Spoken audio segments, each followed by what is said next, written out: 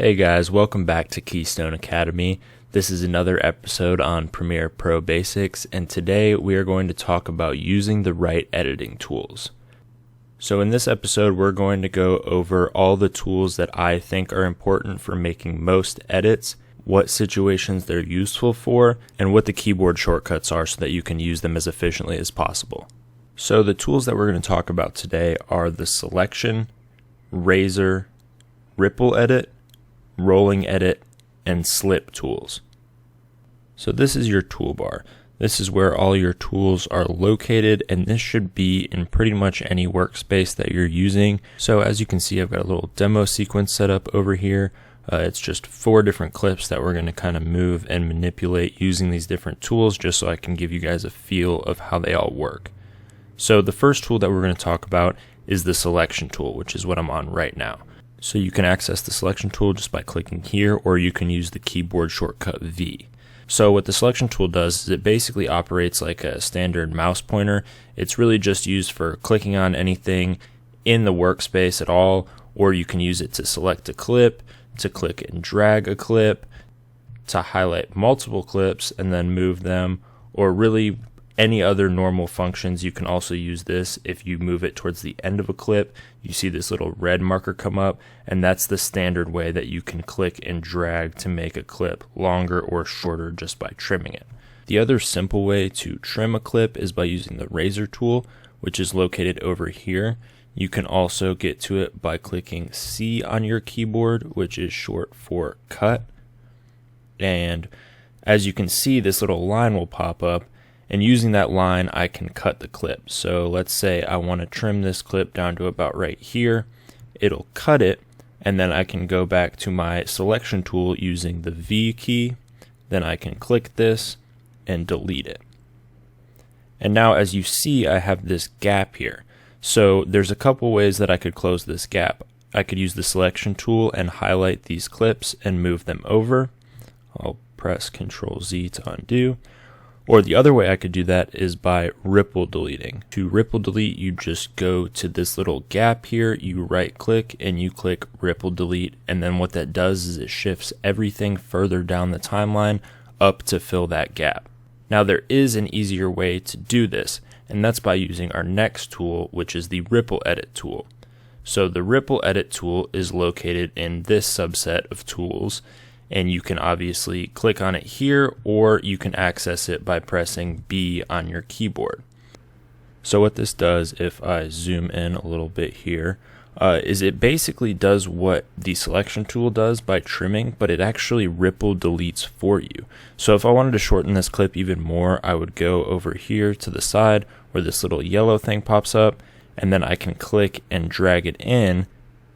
And there you go. As you can see, it trimmed the clip and slid everything forward in the timeline. Now the next tool that we're going to look at is the Rolling Edit tool. So the Rolling Edit tool is located under the same submenu as the Ripple Edit tool, and you can access it by clicking here or clicking N on your keyboard. So what this tool does is it allows you to lengthen a clip while simultaneously shortening the clip that's next to it. But in doing this, it actually keeps the total length of the clips the same. So let me kind of show you what I'm talking about here. So if I were to go to this clip right here, that is Dylan painting, and then he goes here at the end and he reaches over towards the paint over here. And then as you can see in this clip here, he's reaching over and actually putting paint on the brush in this close-up. So let's just say I wanted to see more of this close-up shot and less of this wide shot, but I didn't want to affect how long these two shots were on the screen. So what I'm going to want to do is click at the little gap here between the two clips and click and drag to the left. So now as you can see, what that did is it shortened this clip here and made this one longer, but the total length of the two clips did not change. So it basically just shifted this segment over so that we could see it and removed this segment of this clip. Now the last tool I want to show you guys is the Slip tool, which is in this little menu down here. There, the Slip and Slide tool. We're going to talk about the Slip tool, so you can get to that by clicking there, or once again you can use the keyboard shortcut, which in this case is Y. So when you switch over to the slip tool, what you are able to do is actually change the portion of the clip that you have selected. So when you went up here and selected these clips to begin with, you created an in and out point for those clips. So what the slip tool allows you to do is change that portion that you've selected by sliding to one direction or the other. So let's say we'll go back to this first clip here in the sequence. Let's say I wanted this to show more of a still of this plant before it makes this little camera move. So I'll kind of scrub through it here. You can see I move up from the plant up to this painting of an elephant.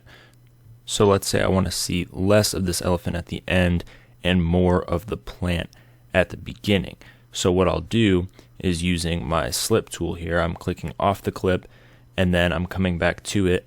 And as you can see, these boxes show up in the program monitor that show what will be the first and last frame after you make the adjustment. So if I pull this over to the right, you will see that I'm now seeing more of the plant, and you can see down where my little cursor is, it actually shows me how many frames I'm making a change by.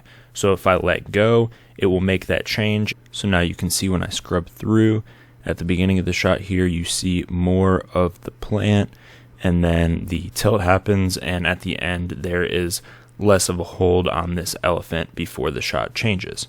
So those are the 5 editing tools that I use most often in my day-to-day editing. And before we go, I do want to show you one more trick that kind of works across the board for all of these tools and can kind of make your life easier in certain scenarios. So with all these tools, the little trick that will help you is using the Alt key to affect only the video or audio of the clip. So in all of the clips on my sequence right here, the video and audio are linked, which you can see by when I click on one, the other is highlighted. So let's say I have the selection tool selected right now. So if I just wanted to extend the video portion of this clip but leave the audio the same, I would hold Alt or Option on Mac and click and drag over. And as you can see, I have now only affected the video layer. I can do the same thing with the ripple edit tool, for example. If I wanted to extend this clip and push everything over just using the video, I could do the same thing here as well.